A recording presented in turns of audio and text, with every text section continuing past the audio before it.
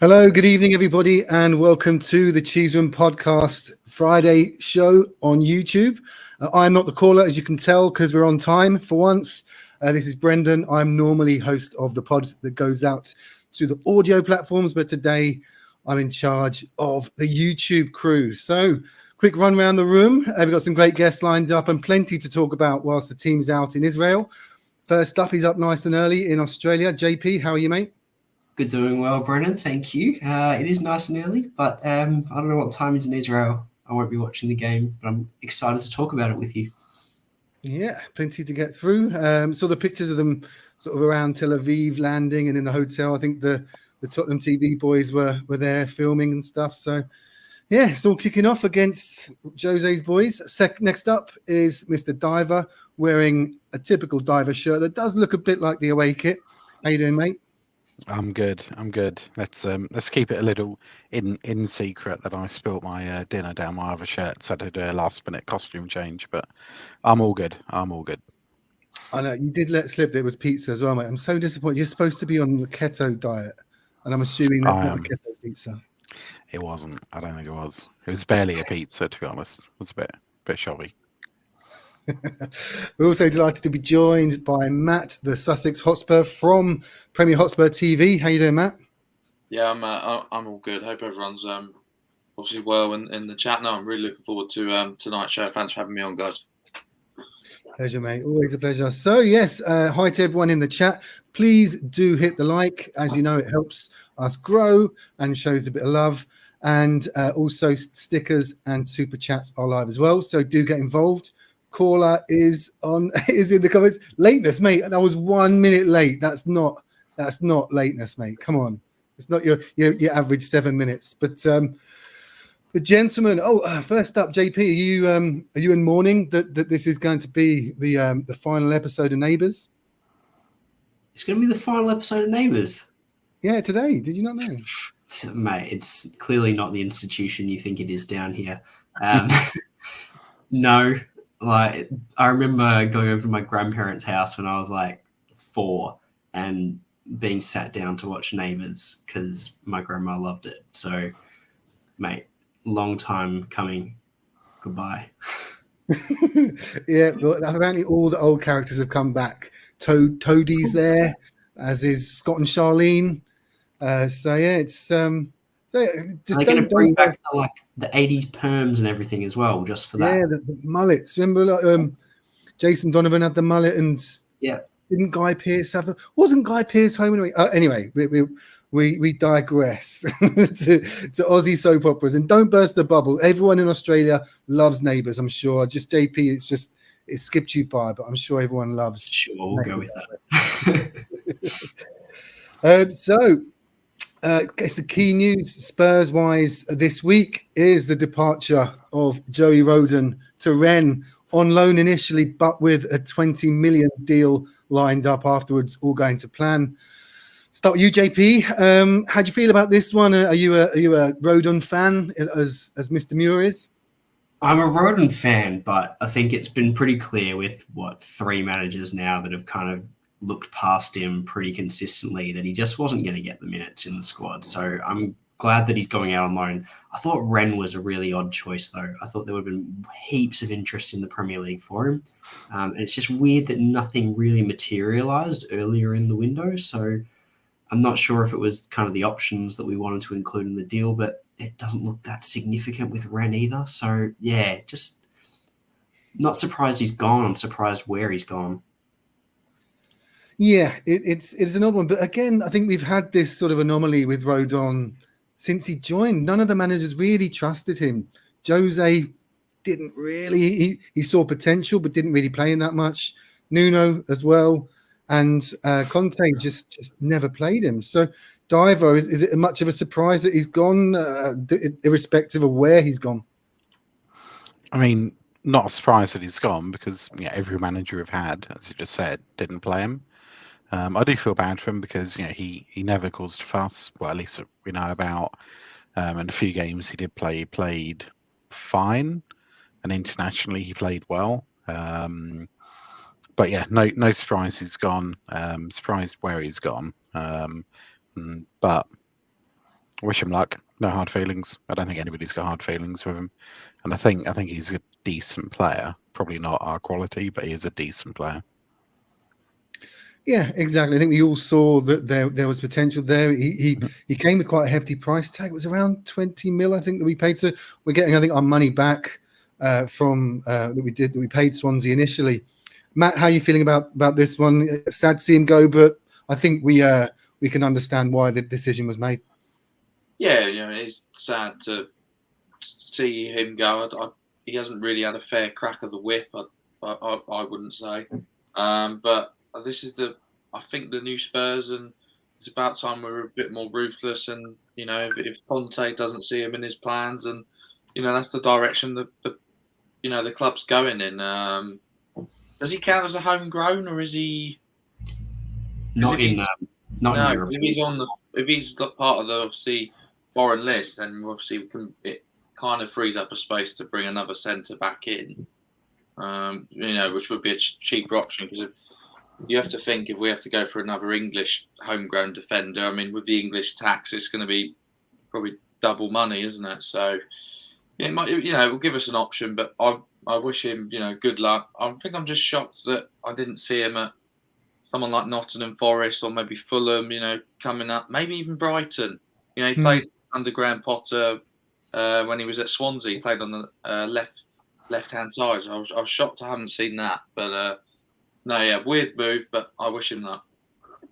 Yeah, I think he also played under the Forest manager. I don't know if in the Wales setup or where he played, but yeah, it's a surprise. But he's young.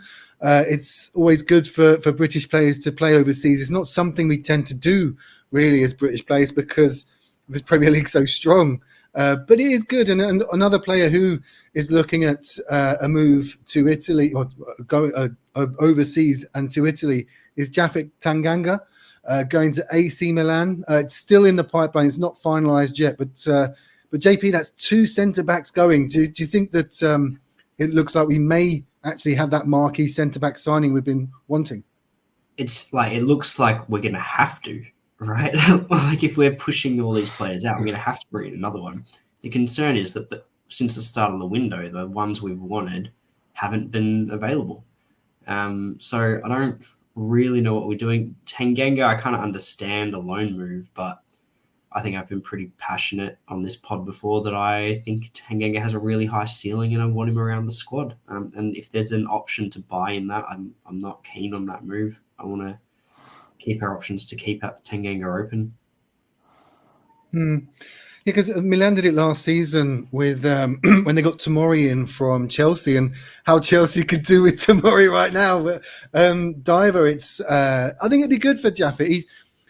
We saw in the documentary just how much of a nice guy he is. He's real Tottenham, a real family guy as well, and it's just a shame that it's not kicked on. I remember the Man City game, first game of the season, when Harry was off sulking, when Tanganga was substituted. The whole crowd was singing, "He's one of our own. Japhet Tanganga is one of our own." And in the space of a year, it looks like he's off to Milan. How do you feel about this one? I don't really care. Yeah, he's, at the end of the day, he's barely played for us. Yeah, everybody thinks he's this kind of 19, 20-year-old kid. He's 23, and he's played, I can't remember his stat now, but it's less than 50 games for us. Like significantly less. Can't remember how many it was. Yeah, he's going to be 24. I think his birthday's March. So by the end of next season, he'll be 24. Like, he's clearly not old, and he is coming into his prime, but I would have hoped he would have developed more than he has done already. Yeah, he's played a couple of standout games for us, but I mean, yes, fair point. In fact, my delivery driver brought my pizza up, holding it kind of vertically, so it's all crushed at the bottom. So hang on, stop. You're not blaming your delivery driver for you spilling your pizza down your top. No, I'm blaming myself for that. I'm blaming my delivery driver for my pizza having only toppings on one side of it. But yeah, like, I'm not overly fussed. Like, he's not going to play many games for us, so if we can ship him out, and maybe some buyback clause, or whether it's a loan with ability to claw him back if he does happen to turn out to be this inspired centre back, or well, I guess he's not a right wing back, is he? That we need, but yeah, not overly fast. Yeah, you're right. It's one of those ones where, and you can be sure that Mr. Levy is definitely inserting those sell-on clauses. Maybe not buyback, but certainly sell-on clauses that for these players. Maybe buyback because homegrown as well. Tanganga is homegrown. Rodon, still not sure. Maybe homegrown in the Premier League, but not in UEFA or neither. Mm-hmm. Matt, how are you feeling? And also, who do you think that we're likely to get in now? The sort of Skriniar rumours are coming back. Pau Torres or Dick Towers, as his name translates to in Portuguese.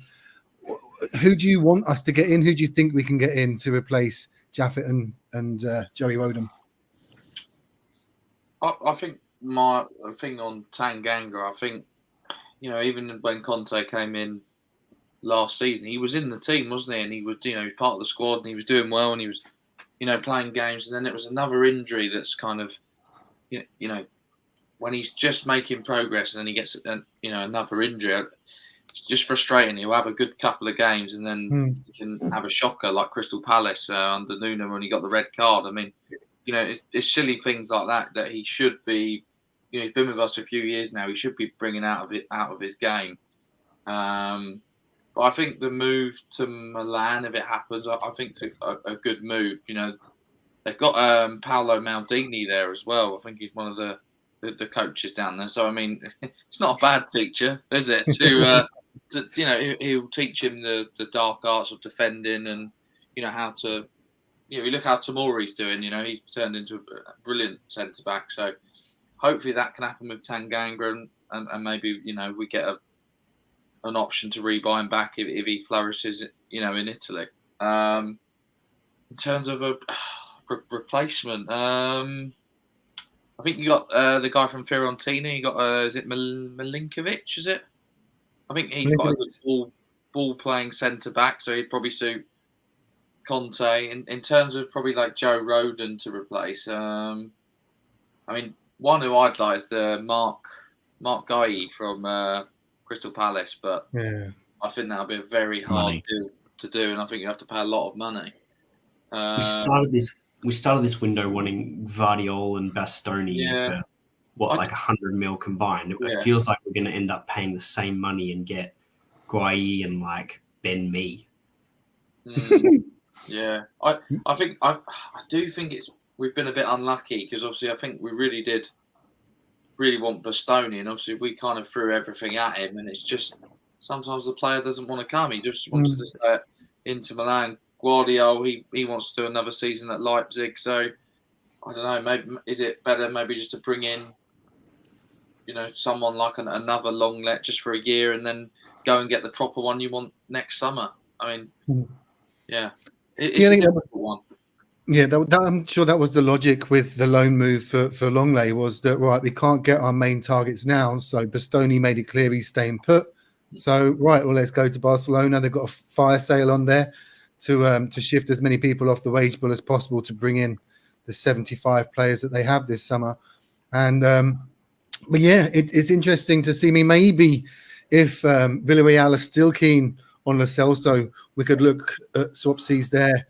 With Pau Torres, so there's deals to be made, and having the pull of being in the Champions League and Antonio Conte and all the sort of general good feeling about the club, I think we're a decent prospect for any world-class defender. I think Paul Muir said on the pod this week he was a bit gutted that we didn't go in for Botman, who went to Newcastle, but they probably offered better wages, and we were probably after different targets. So I think there's still enough talent out there to target. I think just on that, like the most concerning thing for me about the position, so the players we've been linked with so far and the players that we've just sent out the door is we've Tanganga and Rodon play centrally and right.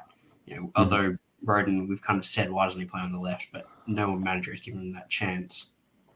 But all the players like Torres's and keeping the door ajar for Bastoni, they're all left-sided players. So I haven't really been linked with anyone other than Bremer, who's now gone to Juve. that's kind of more right-sided or centrally leaning. So I think there's just going to be a name that we've not had pop up before that, becomes like a last couple of weeks of the window special. Well, I think also it means I think we probably will hold on to Sanchez, who he had a decent end to the season, but we've all seen his limitations. We've all seen him have a mare, but I think we can still get performances out of him as well. So I think we can shift 2 on and 1 in, and we still have enough cover. That would be 5, I think, centre backs, 5 or 6. So we'll see. So another one that went out the door this week was Dane Scarlett heading to Portsmouth, a player that we all know has a huge future ahead of him. JP, you happy with that one? Is a good sort of test for him as he develops as a player. Yeah, he's 18 at the moment. I think we learned from the Troy Parrott one that, straight into the Championship's not for everyone. So sending him down to Portsmouth is probably a good loan move. I think with Scarlett, we've all got such high hopes for him. I really want to see him playing with a ball-playing side. And my concern is that with any of these teams, kind of Portsmouth's history of financial trouble, if they get into a little bit of a spot of bother, that he's going to end up having the ball lumped up to him. And I just don't think that's his game. So fingers crossed Portsmouth do well this year and he gets heaps of minutes, and all the best to him. But I'm really excited for kind of what comes for him next. Yeah, Diver, you go to the lane quite a lot, and you must have seen the minutes that Dane Scarlett's got. Do you see a player there? Do you think he will come back and get a regular run in the first team when he finishes out these loan moves? Yeah, I'm happy you said plural moves. I don't think he's anywhere near ready.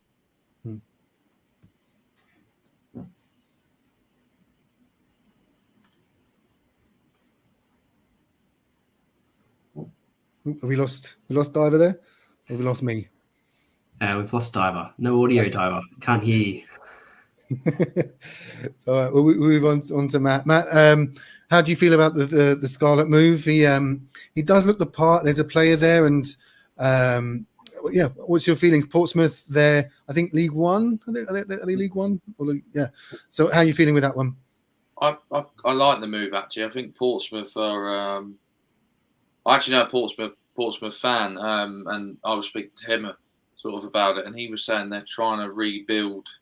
They're building a kind of younger team, and they want to get a lot of youth in, and they want to kind of play quite attractive football and play on the front foot. And I think they're all pretty excited with the loan signing of Dane Scarlett, and hopefully, he just gets minutes. I think League One's I'd rather him go to League One than the Championship, because I think playing League One, get a bit physically tougher, hopefully get a few goals and have a good season, and then maybe next season, if he does well, I think loan him to a Championship club. I think the way they're trying to do it is good. I don't think it would have been good for him to go straight into the Championship. I think he would have probably struggled. I think he should go to League One, where there's still tough opposition, and it's a very physical league. Yeah, I think it'll be a good test for him, and let's just hope he does really well, because we know he's got the talent, and he's obviously been training with the likes of Kane and Son, and Kulusevski and players like that. So he's going to have taken a lot of experience from that, I'm sure.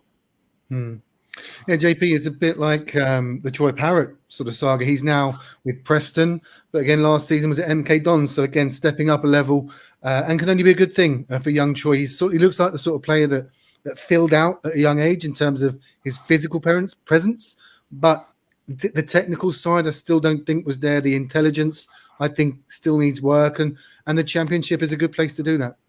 I think it was maturity as much as anything with Troy, and from all the kind of interviews he's been giving now, it seems like something's clicked for him in the last loan move, and I've gone from thinking I don't know that it's going to happen for Troy to all of a sudden I'm like, actually, I think next year he could really give it a good shake and become part of the squad. So as long as his loan move goes well, if he can get kind of 10 goals this year out in the Championship, I'll be really happy to kind of see him come back into the squad and how he reintegrates for next season. Yeah. Also, there are a number of the Irish national team at Preston as well. So he's sort of around familiar faces there. I've actually seen Parrott played for Ireland. He's always done well for Ireland as well. Like he's scored a few goals there. So I think it's similar with like Joe Rodon and kind of the Wales connection. I think the Premier League has like surpassed international football, and you can look good at an international level against international opponents and then not cut it in the Premier League. But certainly the environment's going to help, particularly for a young player. Yeah, absolutely. So just on back to sort of players coming in. There is talk that we're in for Memphis Depay with his beautiful back tattoo. Dive, I don't know if your audio's back working, but the possible switch with Reggie, because apparently Barca are in for him with the Madrid history. It'd be an interesting one, but do you think that one's got legs? Potentially. Hopefully you guys are hearing me right now. That is good.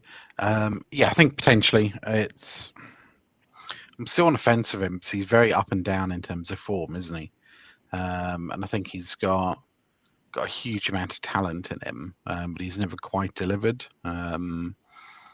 Maybe he's going to be one of those players that goes throughout his career and is always going to be could have gone to the next level, could have been absolutely class. But Conte is a good player, good manager, unlocking talent. Let's face it. Yeah, he's most people he gets in, or certainly the ones he's got in for Spurs, he's kind of managed to up their game and kind of unlock their talent a bit. So I'd be up for him. I don't think Reggie's got a place for us anymore, which I think is sad. I don't think he's as bad as most people think he is. But he doesn't quite fit our system, unfortunately. So yeah, if we can pull that swap off, I'd be happy, and I think most people would. I'd be somewhat disappointed that I think it would probably mean we're not going to go in for another attacking player, though. That's the only bit, isn't it? Yeah, it kind of feels like one of those ones that's if we can't get Madison or a Zaniolo, that we'll then go and get another kind of wide player to give us creativity. So yeah, he's on pretty high wages as well, I think, I think that yeah.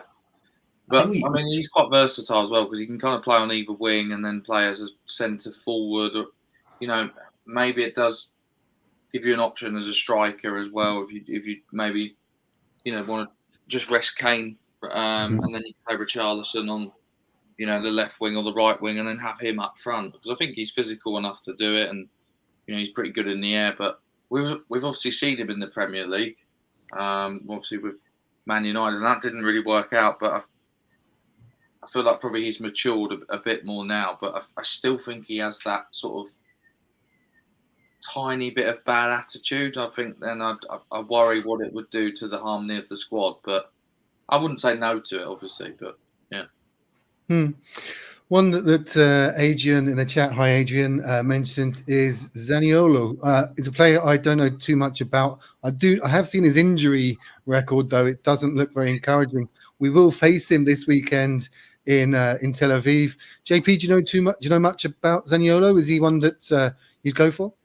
We've been linked with him for a couple of years now, actually, Zaniolo. So at least one that kind of the club's very interested in. We spoke about him a couple of weeks back as well.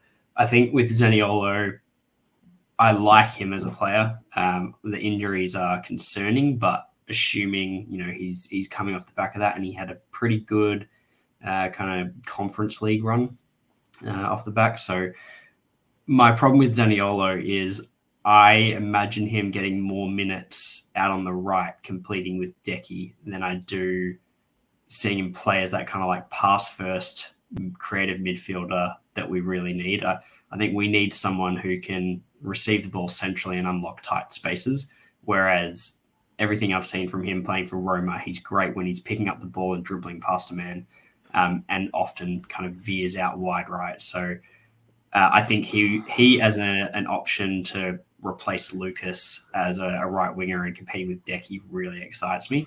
But if I'm going to pick central attacking midfielder who can, thread a ball, or a another wide player. I don't want to sign him at the expense of that more centrally attacking-minded player. Yeah, that's the thing, Diver. For me, I think we do need that sort of someone that does stay in the middle but can pick a pass. The Ericsson or even a Maddison. I'm starting to warm a bit to Maddison now, in spite of his tweets when he was 15. We do need a plan B.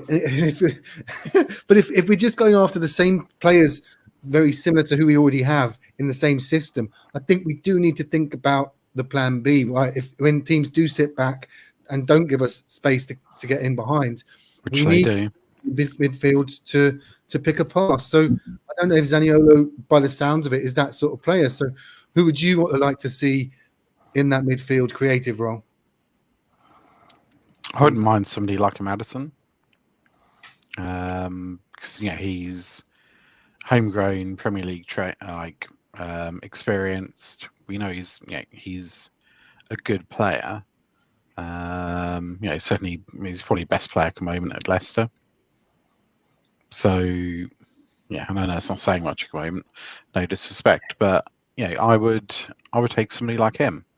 Zaniolo, I think, he's one of those players that's going to go down in history, sadly, I think, as anybody who's played kind of Football Manager, he's right up there. A few years ago he was one of the wonder kids, and he's just never quite fulfilled his potential, largely due to injuries. And I don't know if Mio's still in the chat, if he can say, but I was reading up, apparently ACLs, once you've done it, kind of the repair surgery that they do makes it stronger, so it's less likely to go again. So I think he's done left and right. So he's only got 2 legs, so he can't do another one. But I think, let's hope not. Be Spursy, wouldn't it? So hopefully it's not a recurring injury. So I don't think injury concerns me too much. I don't think he's quite there as a player. I mean, he scored 2 goals all of last season, which isn't great. And he's not overly creative either. So, and I think as JP was saying, I was getting a glass of wine, apologies, but I think JP, you were saying that he doesn't really offer much that we haven't got at the moment. Yeah, I think you can play centrally and get the same thing out of him. Like, I think Decky has kind of a very similar profile of player. Zaniolo maybe a little bit extra speed, but they're very similar. Can hold the ball really well, dribble forward, hard to get off them. Can absolutely play a pass. It's fine, but it's not the same thing as an Ericsson or a Maddison who are head on a swivel. Matt, you look like you're in favour of the Maddison move. It would be an expensive one, and that's just it. It's similar to the Richarlison move in that we'd be spending big money for a player that doesn't necessarily get into the first team. But so, would you be okay to fork out 50, 60 mil for Maddison? I think if you want to compete with the big boys and you want to be up, in that league and compete with the likes of Manchester City and Liverpool and Chelsea, you have to go and get someone like a Maddison. It's not about what your first 11 is. It's about what can be, on your bench, so you can change games. You can imagine, Maddison might not play every game, but you could, if we sign him, you could get Conte completely changing formation, maybe going to a 3-5-2, in game. It just gives him more options. I mean, one thing Maddison can do is, obviously, he's good at set pieces, so that can kind of help us out rather than have Kane on free kicks. I suppose with the Zaniolo thing, but it could be a comparison. If you get him, maybe he plays on the right, and maybe you bring Kulusevski into the middle, as a number 10. I mean, he did Kulusevski was. I think I read something earlier where he sees himself as more as a number 10, but every time he's played on the right wing, that's where he gets most of his success. But he believes he can play in that sort of number 10 role. So, I mean, we need to sign someone attacking. I just think Maddison knows the Premier League. He had a great end to the season, last season, and he's the type of midfielder that's, going to chip in with goals for us. I mean, he could probably get 10 plus goals, couldn't he, to try and help the team out. And in our midfield, we don't score anywhere near enough goals. If you look at other teams, you got City, players like Gundogan, Bernardo Silva who chip in with 7 or 8 goals, and then Liverpool, they've got like Fabinho will chip in with a few, Thiago. So you need these options, and if we want to compete, then sometimes you've got to take a gamble. I think Maddison would fit in nicely, and I think Conte would bring him to another level. I think his ceiling with Leicester's, he's gone as high as he can with Leicester. I think he wants to move on for himself, and I think maybe if he moved to a bigger club, like Spurs, I think it would help with him getting into the England team, because he should really be in there in my eyes. I think he's better than other players who are in there at the moment. A midfield of Basuma, Maddison, and Bentancur is as good as anyone in the Premier League. Yeah, that's it's got everything that.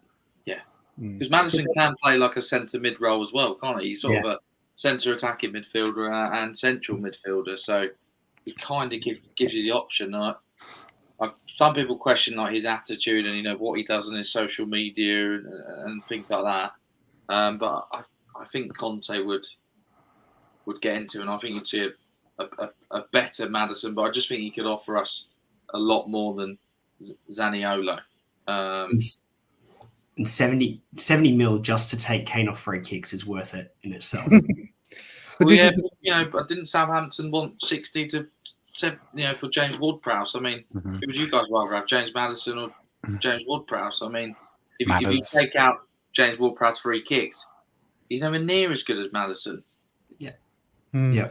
There's a good point here from Stu that we don't play 3-5-2, so we don't play three in midfield. But this is the point: is that it's when we're looking to change it up, when the 3-4-3 isn't working, and we have to try something else. I think we tried it against Liverpool at home. I'm fairly certain we went 5 midfield then, and it worked. Dele was in there, I think, and it worked. I thought we should have won that game, shouldn't we? Yeah.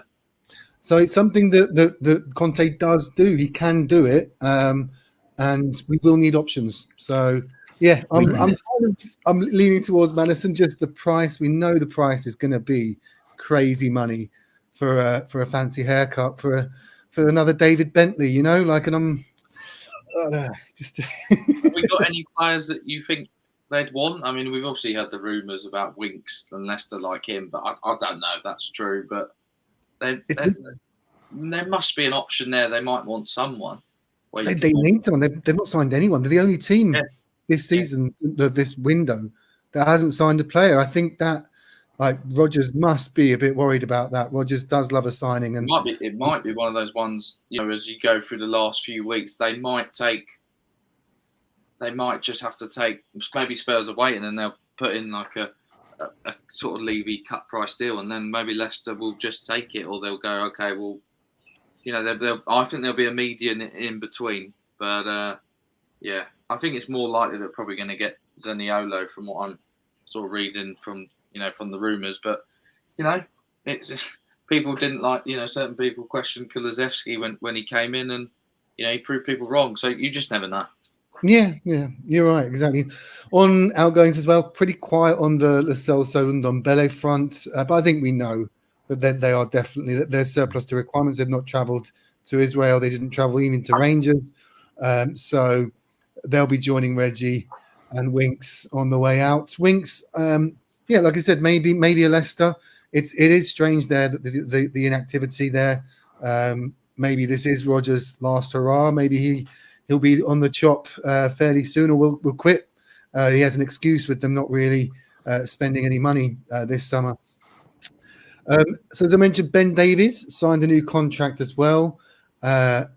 Just quickly, JP, it's been a huge turnaround for Davies. Like this time last year, or like around this time last year, he was one of the first people that we wanted out. And now, since Conte's come in, his performances under him in that left centre-back position, he's won us back over. It's funny how things can change so much. And he's a valued part of the squad, which is clear from this contract that he's just signed. I think his whole Spurs career, he's been one of those ones that you don't necessarily want to force him out because he seemed good around the club, but you didn't necessarily want to see him anywhere near the first team. So he's just had this weird Spurs career where if you went, you weren't too fussed, but you weren't that keen on seeing him play. And now I'm not fussed if we didn't sign anyone to replace him at left centre back, or if Bastoni didn't come in. I was like, well, we've got Ben Davies. He's class. So yeah, I don't know. It's a funny one, but I think it's also good for us fans to see this kind of thing and be like, it's not always just the player, but it's the player, the system, what else is around them that can, that's 80% of a player making it at a club is kind of the environment that they walk into. So he's found that, the perfect playing system and environment for him at the moment, and he's thriving, and it's great. Diver, you a Davies fan, Daddy Davies? I am. I mean, I won't lie. If I had to choose between him and Bastoni, then yeah, sorry, Davies, you're leaving. But yeah, I mean, he's reliable. He doesn't kick up a fuss. Yeah, he's like, and I can't believe I have to say this about a player who earns how many tens of thousands of pounds a week, but so many of them aren't. Yeah, he's a professional, isn't he? Like, he's not going to kick off if he doesn't play. Yeah, he puts himself on the line. The amount of last-minute interceptions and blocks he made last season was exceptional. So, yeah, I think he's a good player, and I think people seem to think we need a world-class player in every single position to win anything. Well, no other club in the world does. So I think, I think he is good enough to win us something. We've got Longley at the moment, obviously, but I do think we need somebody else in longer term to kind of support him and rotate round. But I'm very happy with him in the club. Yeah, I think certainly the change in position is key here. I mean, I remember Davies used to always be in the squad when we played Europa League or Europa Conference, and it'd always be a picture of him in his arse because he'd been caught out of position. He'd be bombing up the top of the pitch, and he's not the fastest player to get back. So I think that I think has been a huge thing in that he's just been a lot more aware of what his responsibilities are. And he was always a sort of like a 6 or a 7. Now he's sort of like 7 to an 8 because he's found that position. So Daddy Davies, fully deserved. He's with us till 2025, I think. And he has travelled with the squad for our final pre-season friendly tomorrow against Roma at 7:15 UK time in Tel Aviv in Israel. Nice little connection there. Start with you, Matt. Talking starting lineups, do you think it'll be similar to the lineup that started against Rangers? Yeah, I think pretty similar. I have a feeling someone like Perisic might start tomorrow. I think we might see him maybe get his first start. I think we're likely maybe to see Longley rather than Davies. I think starts to see kind of sort of what he's about. I mean, I kind of like what I kind of saw of Longley. I know it was against Rangers, but you can kind of see that he's got ability on the ball and he's got a good range of passing. Where he put the ball over the top for Richarlison, and if it wasn't for him being fouled, he was through on goal. So yeah, I think it'll be a pretty similar team to what played against Rangers. Yeah, and thank you, Davo, for correcting me. The game is in Haifa, not in Tel Aviv. I think they flew into Tel Aviv. That was where my confusion. And you're going to tell me, no, they didn't fly into Tel Aviv, they flew into Haifa. So yeah, cheers, Davo. JP, do you agree with Matt there that we may see someone like Perisic come in or Bissouma, or do you think they'll sort of stay loyal to the team that finished the league season, obviously minus Davies, who still travels? I think it's not about loyalty to the team that finished the league season, but it'll be the team that's going to start against Southampton. I think it'll be about trying to get minutes into those legs. So I think we might see Perisic, but it'll be Son, Kane, Kulusevski, the back three that we all know and expect.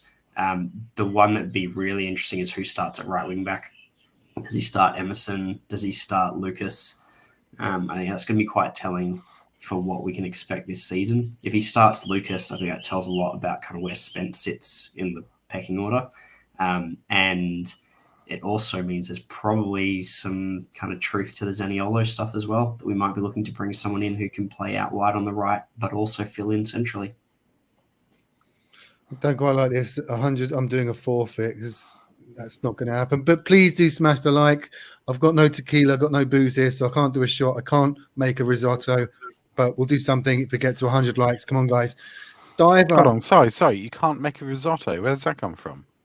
I have to drop in Sandro. I had a risotto off with Sandro last week. Here we go.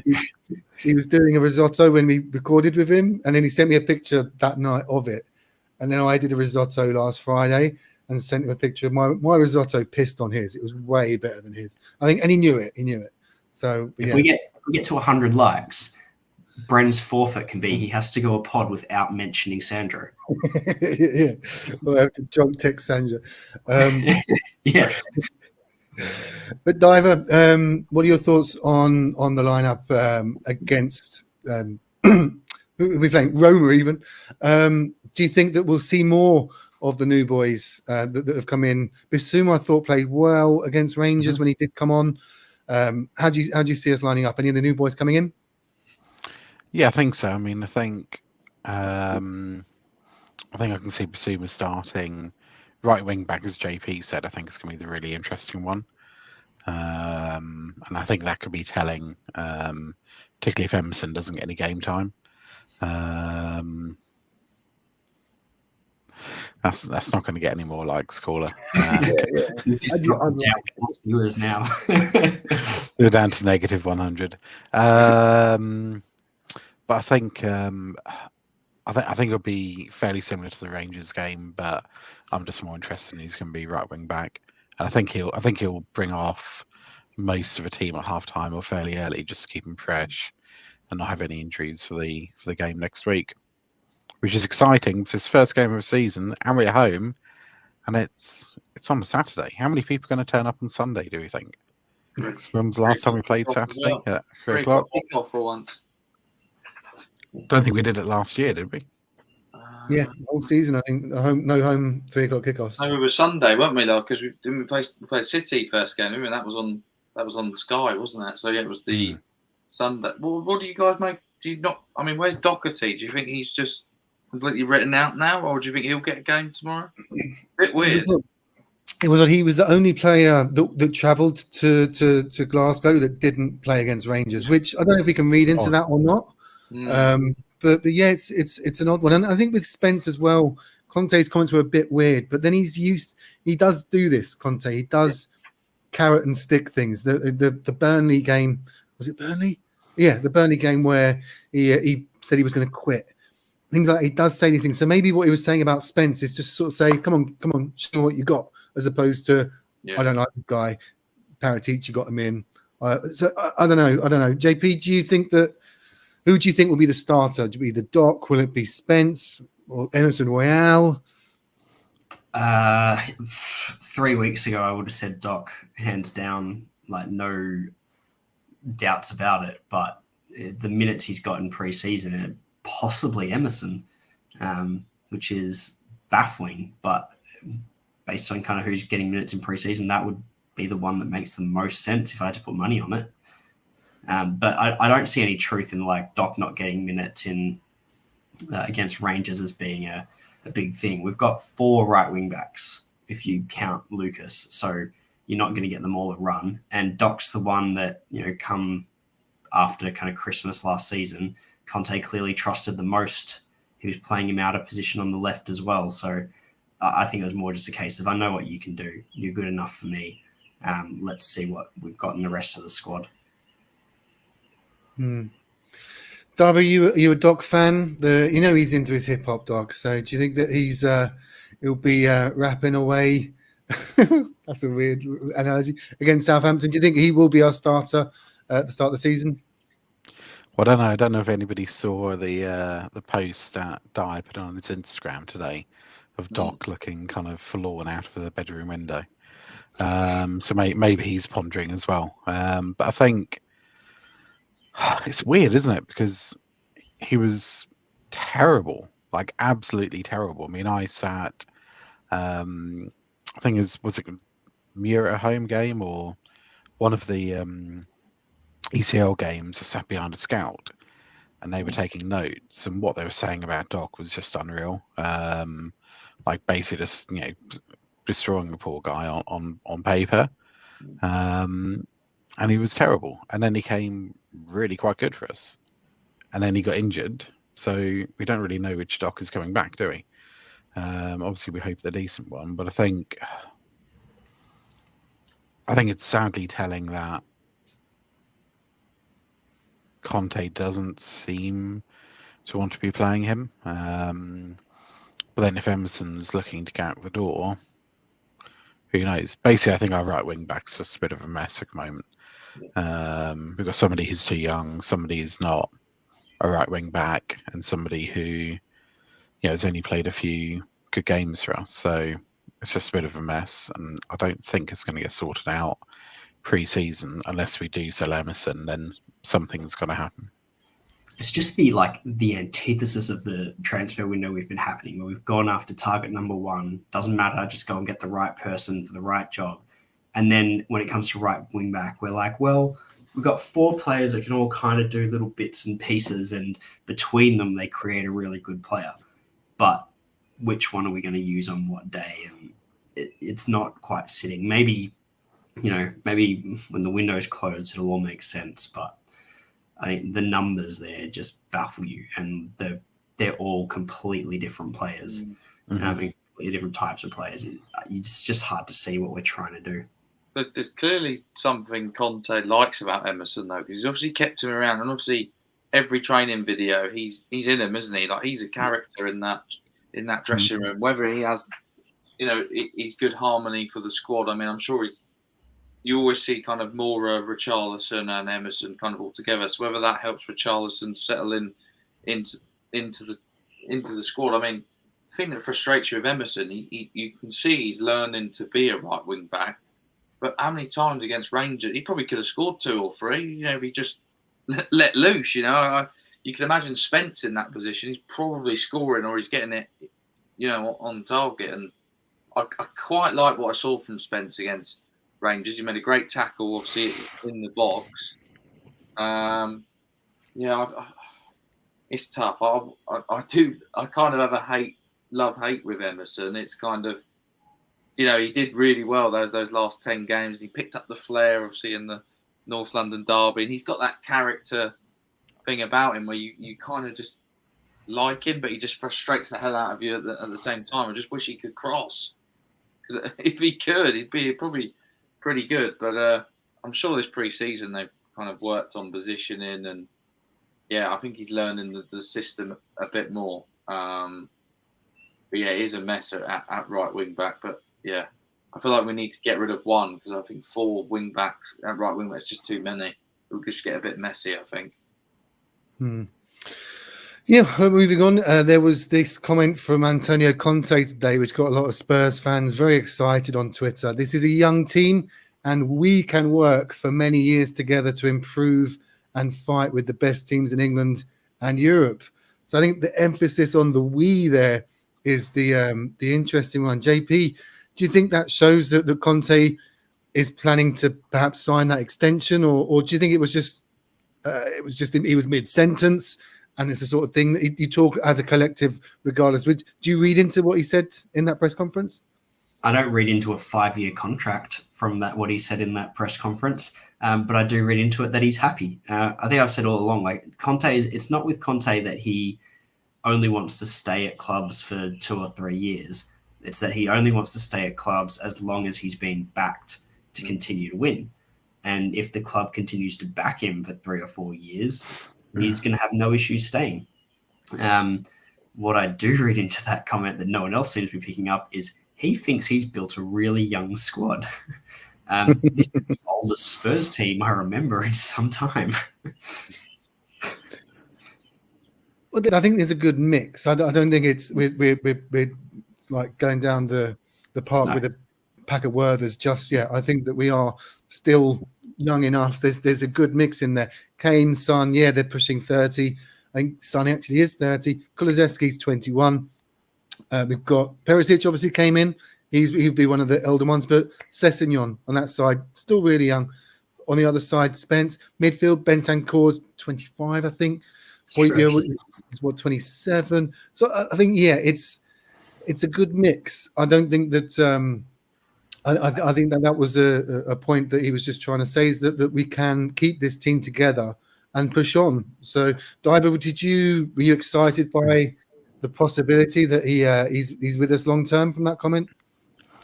Not from that comment. I mean, I'd be pretty excited if he was with us long term.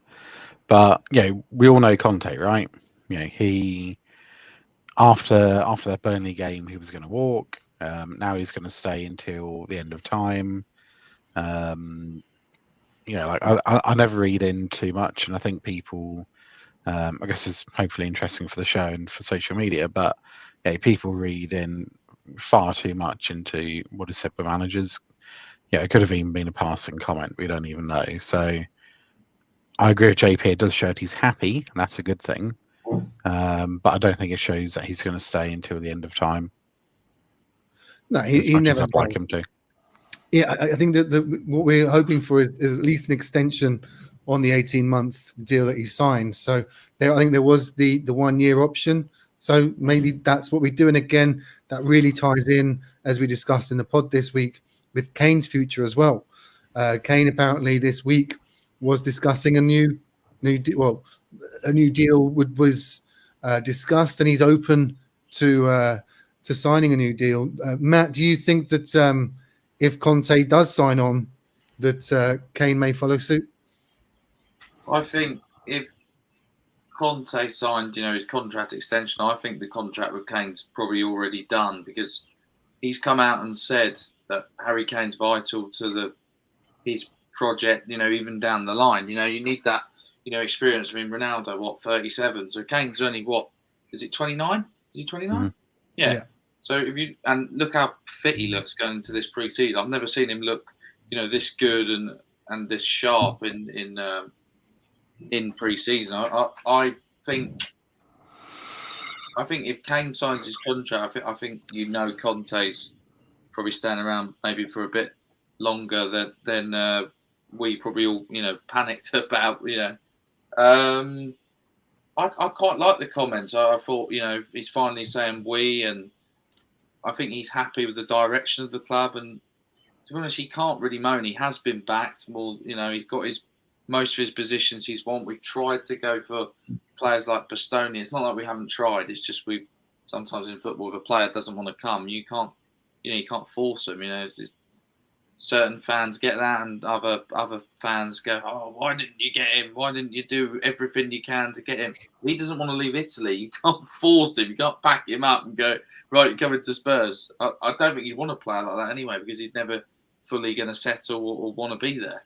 No, I'm excited with what's going on. I do think Conte signs the contract extension. I think Kane is. I think that contract's. I think it's just certain things that will be tied into it, but I'm pretty confident that he will stay around if the club, as Kane said, as long as they kind of match his ambitions and he can see that we're going in the right direction, then he'll stay. You almost need Daniel Levy to grab Conte and Kane by the hand and walk them into the cafeteria together and sit down and say, "All right, boys, here's a new contract for each of you signed together, and we can just get this all done and dusted, and you can look lovingly into each other's eyes with star sparkles. Just get it done. None of this chicken and egg nonsense." Yeah. I think the thing with Conte, all the media say he's like kind of this hitman manager who just he just packs up if he doesn't get what he wants. It's a bit harsh. I mean, most managers, if they don't, get what they want. I'm sure if you went to Guardiola and he didn't get, what he wanted, or certain players, they'd be very annoyed by that. I just think if he can see ambition and he can see that we're trying to match his ambitions, I think he'd stay. I think we've got everything in place where he knows his love for a start. I mean, we literally sung his name.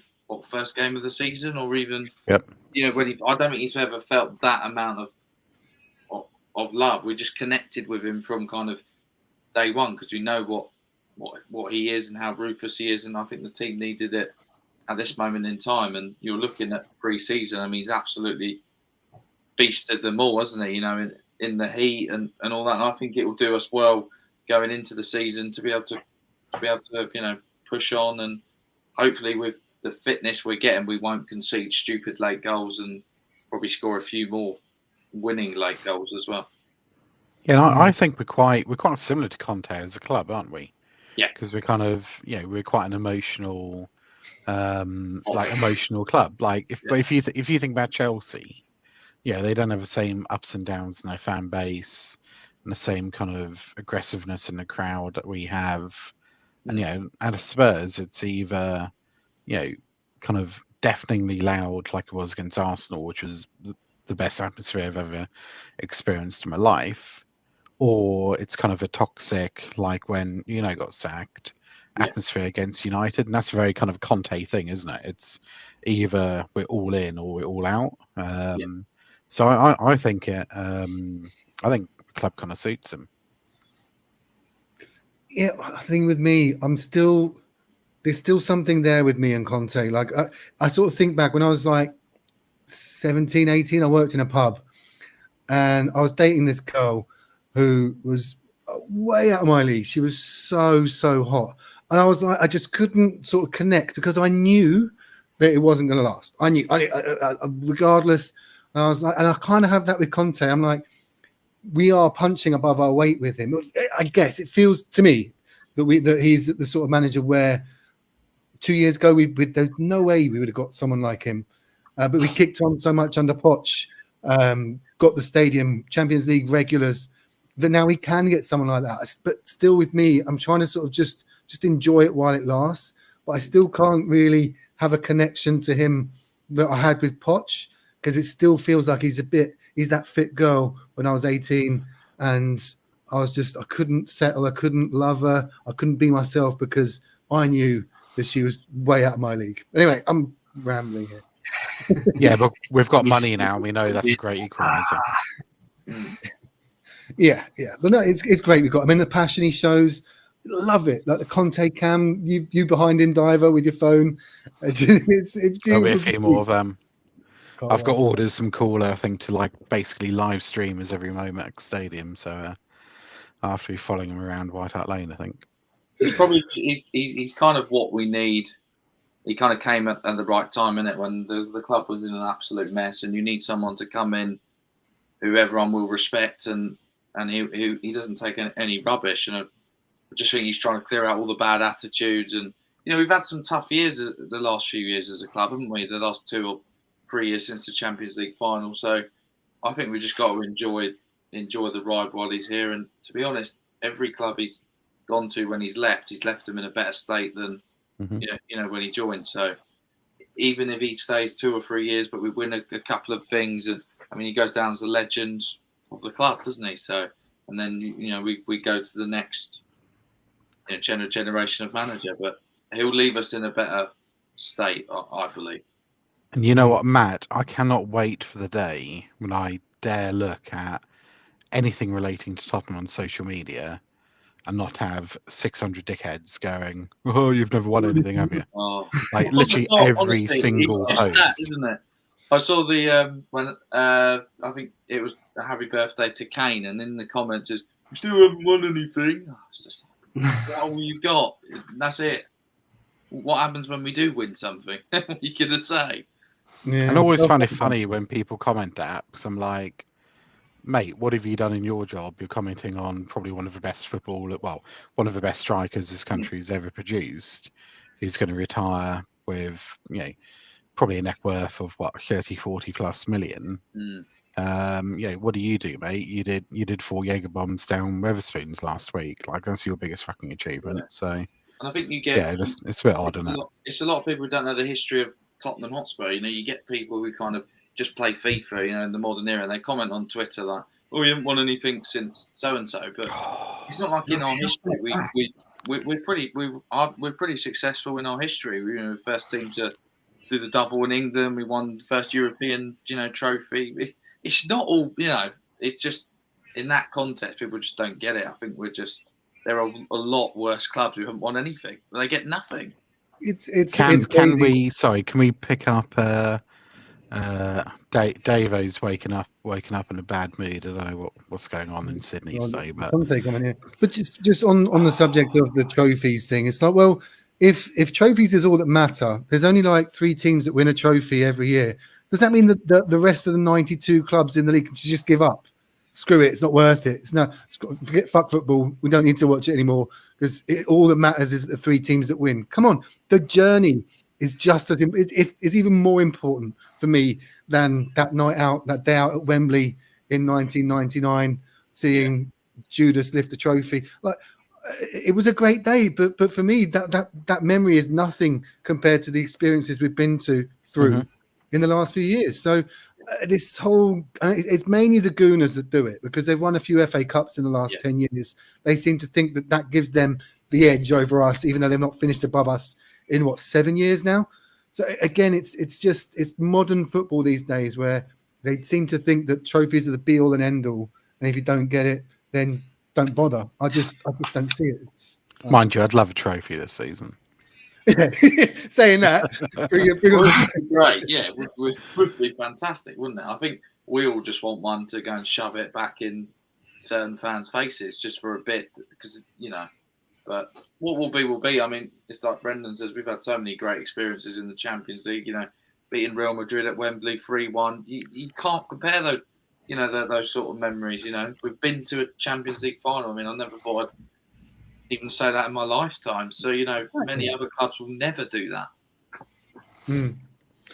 Well, back to the weekend's game against Jose's boys. Let's get some predictions. You first, JP. What do you think the score will be against Jose's boys? Do you think he'll want? Well, sure, he will want to get one over on us, the current Europa Conference League champions. How do you see it going against Jose's boys? I see it being a really cagey match with nothing much to learn and be like a 1-1. And Jose will have his pretty smile on. He'll try and make us remember the happy days when he first came in and he was happy Jose, but it'll be a dour 1-1 draw. Dour 1-1 draw. Diver, any advances on a 1-1 draw? A little bit. 2-2 draw, I think. I think it will be a draw. I think there'll be goals. I think it'll be a pretty poor first half, and then it'll go proper friendly style, and there'll be so many changes. There'll be some goals in the second half. Matt, how about you? I think it will be cagey. I think we might nick it 2-1, but I do think Dybala might score just to, after us being linked with him all those years. Obviously, he's obviously signed there, and the announcement video for that was absolutely incredible. But it was amazing. It was, yeah. I've never seen it for an announcement video. I don't think I've ever seen anything like it. It was like tens of thousands of people on to see a guy that's going to spend half the time in the treatment room. Yeah. So he looked that good. He looked like he was about to cry, though, didn't he? I mean, I don't think he realised. He probably thought. I didn't realise Roma were. I knew they were a big football club, but not to that kind of level where they'd line the streets for. But he's a good player. But I could see. Mate, I thought it was faked when I first saw the video. I thought it was something from the new FIFA or something like that, or somebody had CGI'd it. Yeah. So I was like, this cannot be real. No. But it's also Man City. He's good. Yeah. But he's Dybala good. Yeah. I mean, he's got an injury record as well, hasn't he? So. Yeah. No, I think we might nick it. Actually, I think Conte's going to want to up Jose one, and I think we've got the better team anyway. So, I mean, yeah. Yeah, I think my prediction. I'll go 3-0. I can't see him. I can't see Roma getting a goal. If they do, it'll be our fault. It'll be self-inflicted. So yeah, I think we'll do them out there in Maccabi. Oh, Haifa. Sorry, Maccabi Haifa's the team. Haifa is the place they're playing. See, I know mine. Israel, Dave. There is an airport there. Dave clearly doesn't know. Is Israel? Oh, so there is an airport there. There is an airport. HFA is the airport code, so put that in your pipe and smoke it, Dave. We do actually have some sad news. Our former manager, Terry Neal, has. Sorry, let's get the. Right, so all of us at the Cheese Room would like to pay our respects to former Spurs manager Terry Neal, who passed away yesterday, aged 80. Neil is a former Arsenal captain, He was a surprise appointment to replace the club's most successful manager, Bill Nicholson, in 1974, and should be credited for encouraging young talent at the club and giving Glenn Hoddle his debut. Very similar to the George Graham years, his appointment didn't go down well with the fans, and he later left to manage Arsenal to FA Cup success in 1979. Our condolences to Terry Neal and his family. Also, what we haven't spoken about yet is the Lionesses. I guess, JP, have you been following it out there? I guess not. There's no Matildas to watch. To watch England play more matches. We've got our own half-decent football team over here, the Matildas, which when we host the World Cup next year, I'll be very excited to see how far they do against the Lionesses. Brilliant. Dive, have you caught any of the? I watched a bit of the game against Spain, I think it was, and who was it? Sweden that we spanked 4-0, 4-0, 5-0, and the quality's been good. I don't know why I should be surprised at that. The goals, particularly that back heel, was Tekka's. It was beautiful. Have you been watching it at all? Yeah, a little bit. And I've been starting to watch quite a bit of women's football anyway. So Spurs are taking us to some Spurs women's games, and it's good fun. Like it's good, entertaining fun, and that's why you go to football, right? To be entertained. Unfortunately, I've had a horror show of a few weeks at work, so I've been kind of up at the crack of dawn and going to bed pretty late. So I haven't seen much of the games in depth, but what I've seen, like some good goals, and it's been fun. Like stadiums have been full. People have been enjoying it. I think somebody was saying 87,000 tickets sold for Wembley for the final. I mean, that's it's come on leaps and bounds. So yeah, good luck to them. Matt, did you catch the game this week? Yeah, I did. Yeah, no, I've sort of been keeping my eye on it because I have seen the growth of women's football go. I remember watching it 4 or 5 years ago. And you just thought, you don't want to be rude, but obviously the standard was nowhere near, good enough. But I have to say, fair play to the FA. They've obviously put a lot of money into it, and I think it's great to see. I think whatever happens on Sunday, I think we got to the final. We've done really well, and you can imagine the amount of young girls probably wanting to maybe pick up a football now, and I think it'd be great to see men and women play football at school level and all that. It would be great to see. I've been very impressed, like you said, Brendan, with I think it's the style of play. It's actually the England team. They're quite exciting to watch. They get on the front foot. There's very good patterns of play. There's good levels of goals. I obviously we kind of all. I watched some of the Nations League of the men's England team, and what a load of dross that is at the moment. I compare that to the women's level, the style of play. I think the Dutch manager we've got, I think she's brilliant. I think she could coach probably at a higher level actually. Maybe even it'd be interesting to see if she could coach to a men's level, because she's very good at knowing when to bring people on like this Russo. I think she scored 4 goals now as a sub. I think she's done really well, and there's a good mix of youth and older players there. I think it's great for the country, and it'd be nice to stick it to the Germans on Sunday. But we'll see. But I think it's been great for the country and just for women's football in general. Long may it continue. I think women's football in general has been really exciting to watch. Like a lot of the teams are kind of very, very attacking, and it's really good football to watch. I was saying before, the Matildas here in Australia, they're our best chance of getting anywhere near a World Cup in the next few decades, and I think it's a realistic shout as well. So the games, I really enjoy watching women's football at the moment, particularly international women's football. It's really quite enjoyable.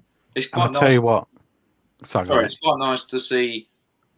There's no back chat to the referee, is there? There's no kind of arguing and going up to the ref and swearing at them. There's obviously that level of respect there. There's not much diving and things like that. We really don't want it in the men's game. But it just shows you kind of the level of what money can do to, I suppose, most of the men footballers, where they don't respect the referee enough. But it's just a shame to sort of see. But it has been nice, and I think the crowds are a bit different in the women's game as well. I think if you're probably wanting to take younger children, I think you're going to get more people that are going to want to take their kids to the women's game more now, just because of certain chants and things like that. We all know what it's like at certain football stadiums anyway. But it's a different level of atmosphere, and I think if you're just looking for a good day out and probably fun day out with clean language and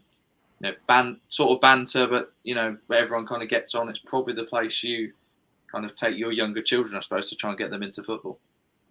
Yeah, 100%. And I'll tell you what. One thing, we all talk at length about how fed up we get with players diving and staying down injured. Having seen a few Spurs women's games now, the tackles that go in would absolutely bloody floor me. I'd be on the floor for a week. I mean, Caller would be dead. Like, Caller gets injured every single time he plays football. I think he gets injured every time he leaves the house, to be honest. But nobody complains. Nobody complains. There's none of this, like I said, Matt, chatting back to the ref and all that crap. So, of course, it's nowhere near the level, and it'll be a long way before it gets anywhere near. But I enjoy watching it. I go to football to be entertained, and it's entertaining. Enough said. JP, sorry to jump in. I'll say it in a sec. But JP, can you get the poll up that we ran? I can't seem to get it from the comments. It's about the right wing back. But yeah, with the women's football, you're right. And one thing that surprised me was the lack of football for girls at school. I made me think back, because I was like, because they'd be segregated. Like the boys would do their PE, the girls would do their PE. Sometimes there was crossover, but it was mainly like the boys would play football, rugby, cricket, girls would play netball. I think that was about it, or hockey. And so there wasn't really, at the time, there wasn't football. And it's been surprising to see that that's still the case. There's only around, I think, 50-60% of girls have football as an option in PE in the UK, which is crazy. It should be. And here in South America, I was listening to Tim Vickery talk about Colombia, for example, because at the moment there's the women's Copa America out here, and from the off, girls play football out here. It's seen as something that poorer people can do, male, female, whatever. So it's more than just that the one or two girls that we had at school that would join in with the boys. It's really taken seriously here, and you'd hope that if England do the Germans on, I think it's Saturday or Sunday, that there is a lasting legacy. And it was great to see Ian Wright point that out. Like, say what you want about him as a gooner, etc., but the guy is a national treasure. He's the only gooner I look at and think, you're a sound guy. Like, you really are. The work he's done for charity, the work he does in the media for decades has been immense. And he had a good point. So fingers crossed that there is a lasting legacy after this. Let's try and hide these comments coming from some bot as well. We're also looking to wrap up this. This now leaves our oldest manager as Keith Birkinshaw. So our oldest living manager is now Keith Birkinshaw, who won 2 FA Cups and a UEFA Cup with Spurs. So, as I said, rest in peace, Terry Neal. Just onto the poll, Bren. Yeah, did you find it? I don't know how to pull it up. I can't figure out how to pull it up, but I got it up here. So there's a lot of positivity around Spence. 44% of people in the chat reckon that Spence is going to be our first choice right wing back this season. 33% for Doc. Then 14% Emerson and 7% Lucas. 92 votes completed. So it's a big swell of support behind Spence and Doherty. Super, great to see. Also, this man here was my idol. He's one of the reasons why I support Spurs. It's his birthday. I think, no, hang on. Sorry, is it on this day? On this day in 1994, we signed Jurgen Klinsmann, which was a huge thing for us. I mean, I don't know how old you guys are. Matt, do you remember when Jurgen signed? I was born in 1994. So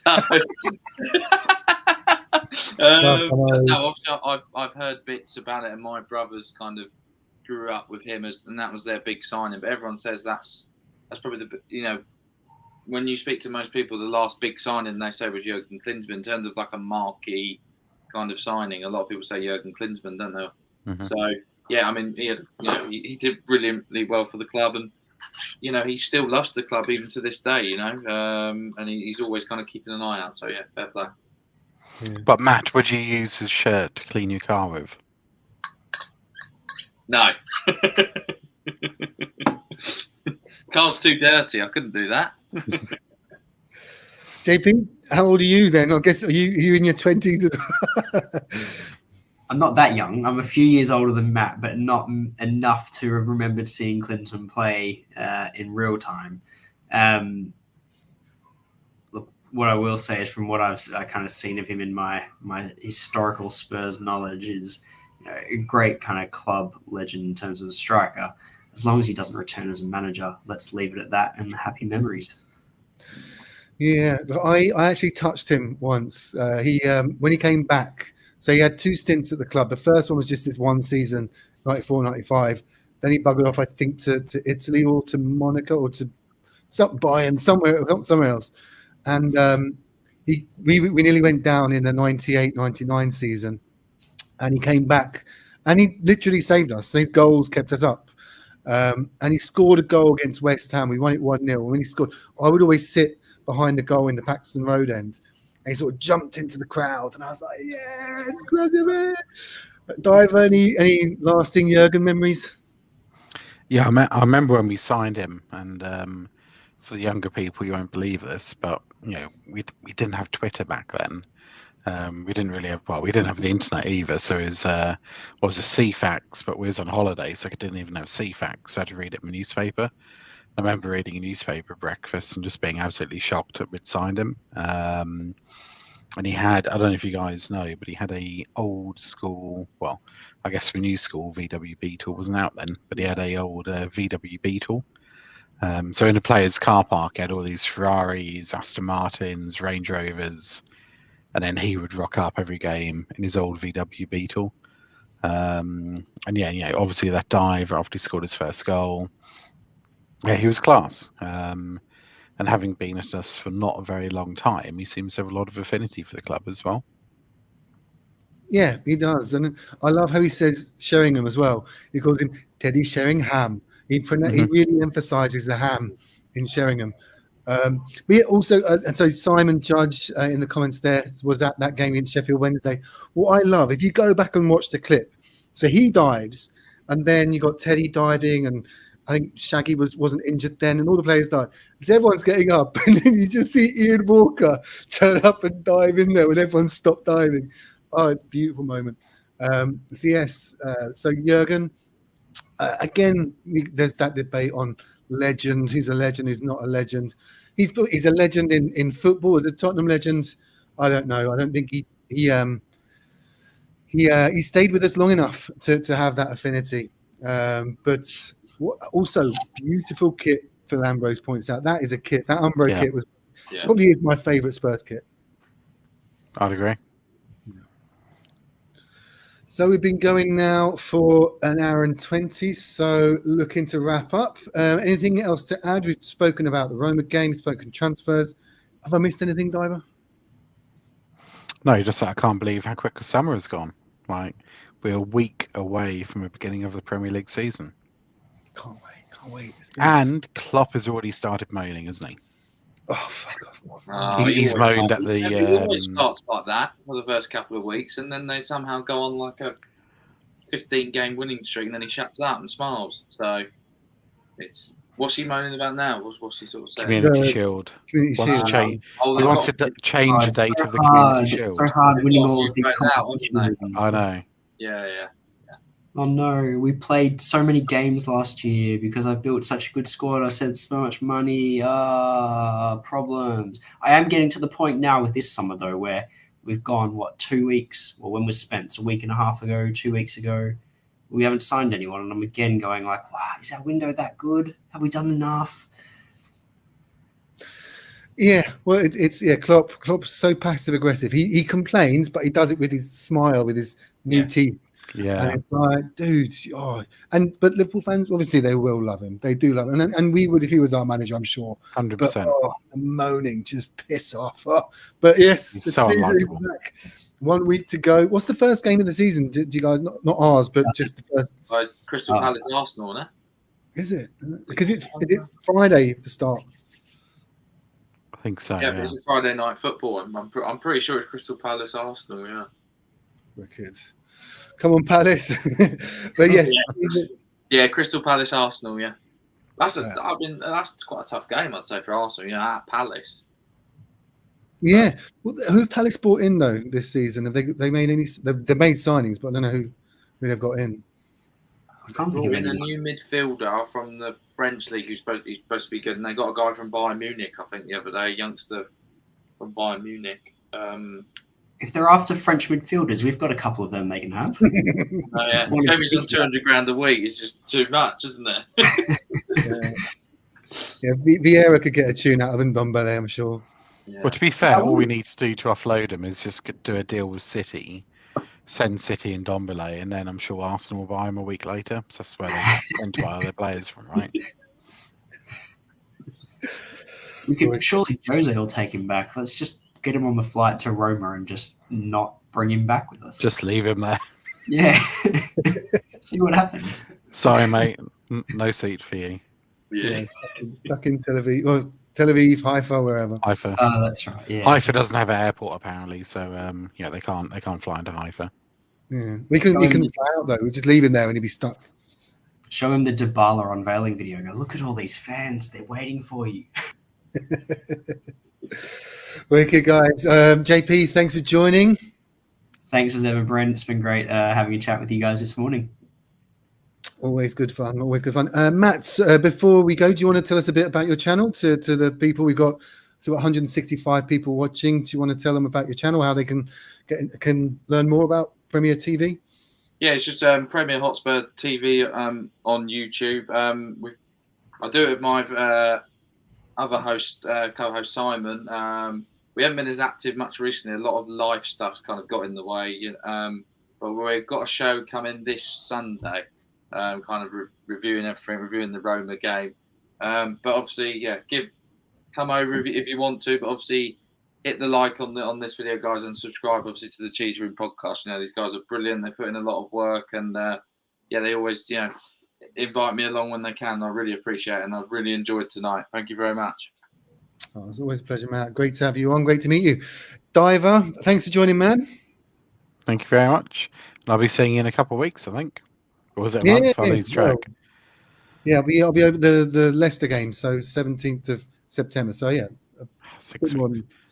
I'm not very good at numbers. 2 weeks, 6 weeks, same deal, right?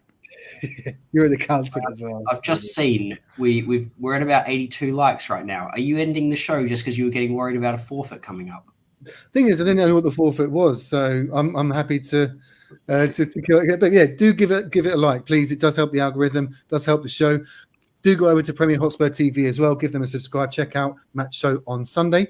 And we will be back on Monday as ever. We'll also be getting a podcast out next week, previewing the season ahead and the Southampton game.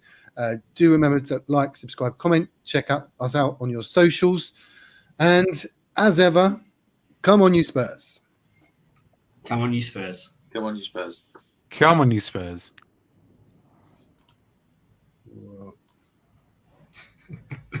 I can't find it out. There we go.